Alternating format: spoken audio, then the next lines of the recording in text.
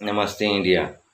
आज हम देखेंगे जो कि सूर्य अगर धन भाव में यानी कि शत्रु राशि में बैठा है यानी कि शुक्र की राशि में बैठा है तो वह यानी कि अर्थात वह क्या परिणाम देता है जब सूर्य इस राशि में होता है। तो आर्थिक जो मामलों में है वह कठिनाइयाँ का सामना करना पड़ता है।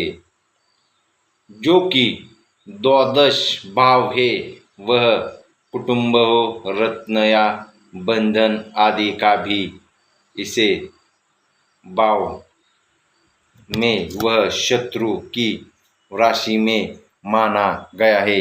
यानी कि वह जो कि पीड़ित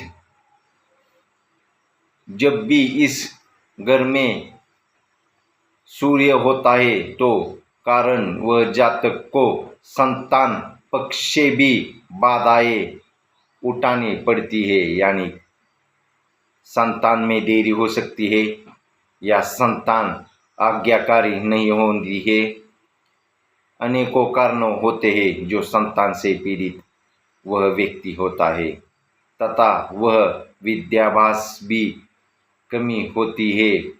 यानी वह किसी भी कार्य को करने में वह सक्षम होता है फिर भी वह कर नहीं पाता यानी एक्शन में वह नहीं आता है।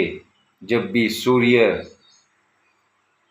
धन भाव में यानी शुक्र की राशि में होता है यानी द्वितीय भाव में जब सूर्य होता है तो यह परेशानियां जातक को उठानी पड़ती है। अगर आपको यह वीडियो अच्छी लगी तो चैनल को जरूर सब्सक्राइब कीजिए, तभी तो आपको ऐसे नित्य नई वीडियो नई जानकारी मिलती रहेगी।